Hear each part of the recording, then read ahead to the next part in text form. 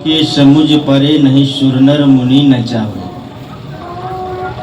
कबीर साहब कहते हैं, हे रमैया राम चेतन मनुष्य, तेरी माया तुम्हारे अंदर धुंध मचा रही है। धुंध का अर्थ होता है हर्ष, शोक, जन्म, मरण। आदमी के जीवन में जो किसी प्रकार की दुख आता है, समस्या आती है, तो वो यही कहता है कि हमें भगवान ने दुख दिया या भगवान की माया ने दुख दिया।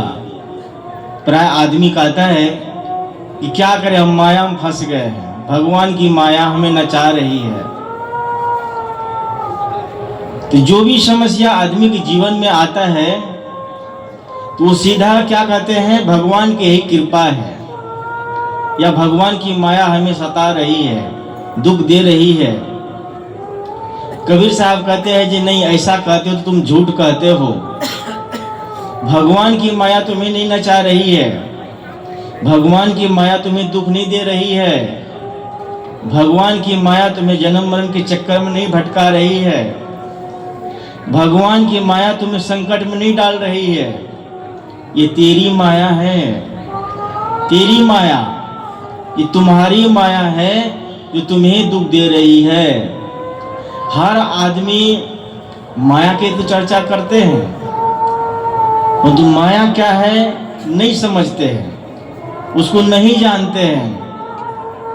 ये माया खुद का बनाया हुआ ये माया है जो आदमी को सताता रहता है, दुख देता है, परेशान करता है। वो माया क्या है? माया है मन का मोह, माया है मन की आसक्ति, माया है मन की तृष्णा, माया है मन की कल्पना, माया है आदमी के मन की इच्छा।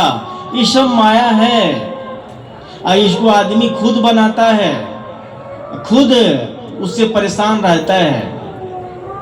जो आदमी सुबह सो के उठता है, हाथ में तंबाकू लेकर के रगड़ना शुरू कर देता है और उसको बना करके खाता है, क्या तंबाकू खाने के लिए किसी ईश्वर ने, परमात्मा ने या किसी माया ने सिखाया है? किसी भगवान की माया ने सिखाया है? आदमी तंबाकू खाना स्वयं सीखता है और स्वयं उसके आदी बन करके उसके सामने लाचार बन जाता है। आदमी को भोजन खूब खिला दिया जाए और तंबाकू खाने की आदत है, जो उसको तंबाकू खाने के लिए मना कर दिया जाए या फिर कुछ तंबाकू उपलब्ध न कराया जाए तो आदमी परेशान हो जाएगा। क्योंकि ये जो भी आदत आदमी बनाता है वो खुद बनाता है। दो आदमी माया से परेशान रहता है। गोस्वामी जी ने कहा है, मोह सकल व्याधीन कर मूला। मोह सभी व्याधियों का मूल है। यानी हमारे जीवन में जो दुख आता है, परेशानी आती है, गोस्वामी जी कहते हैं जो मोह सकल, कोई एक दो कोई गिनती करके नहीं बताते हैं। वो कहते हैं जो तुम्हारे जीवन में जो दुख आता है उसका कारण क्या है? मोह। आदमी मोह बढ़ाता रहता है, किसी के धन के प्रति मोह, किसी को परिवार के प्रति मोह, किसी को अपने शरीर के प्रति मोह, किसी के पद प्रतिष्ठा मान सम्मान के प्रति मोह। ये मोह ऐसा है कि आदमी को एकदम हर समय तड़पता रहता है। कोई व्यक्ति है यदि किसी के प्रति मोह हो जाता है तो उसके देखे बिना बेचैन रहता है, एक क्षण नहीं देखता है तो आदमी व्याकुल हो जाता है।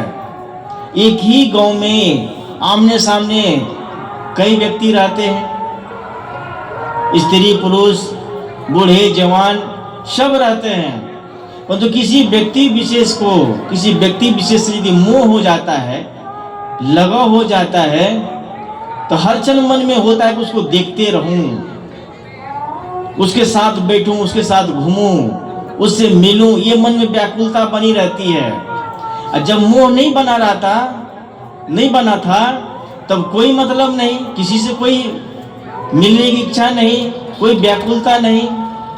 तो मोह आदमी जितना बढ़ाता है उतना दुख मिलता है। इसलिए गोस्वामी जी ने कहा, मुँह सकल व्याधीन कर मूला, तेते पुनि उपजे बहुत सूला, मोह निशा सब सोवन हारा, देखे स्वप्न अनेक प्रकारा। आदमी मोह की नींद में पड़ करके अनेक सपना देखता है।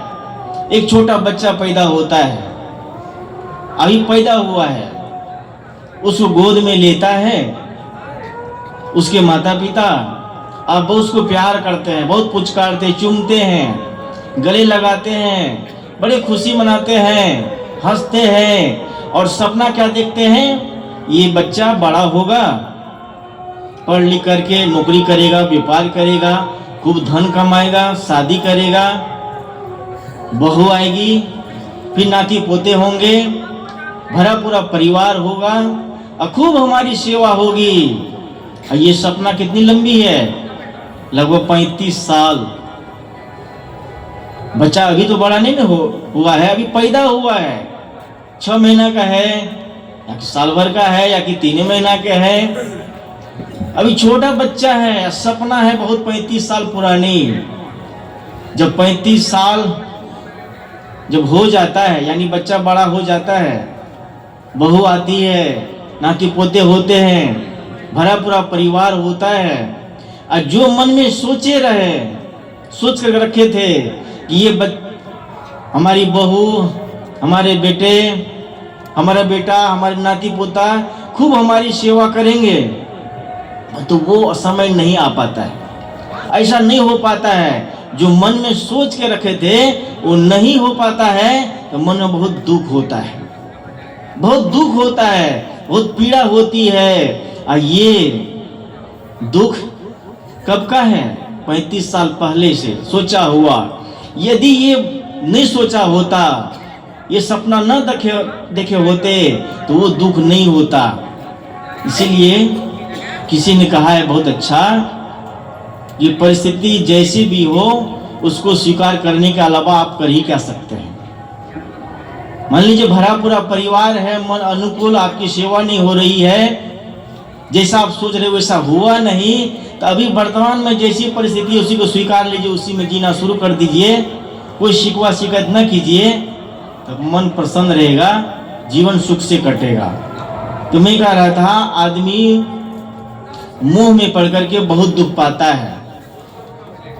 तो कबीर साहब कहते हैं, हे रमैया राम चेतन मनुष्य, तेरी माया तुम्हें दुख दे रही है। तो मैं क्या कहा, माया है मन का मोह, माया है मन की आसक्ति, माया है मन की तृष्णा, माया मन की कल्पना है। आदमी तृष्णा के पीछे स्वयं भागता है, अनेक प्रकार की कल्पना स्वयं करता है, अनेक प्रकार की मन में चाहना खुद बनाता है, तृष्णा के पीछे रात दिन भागता रहता है। यही माया है, यही भटकाने का कारण है, भटकने के कारण है।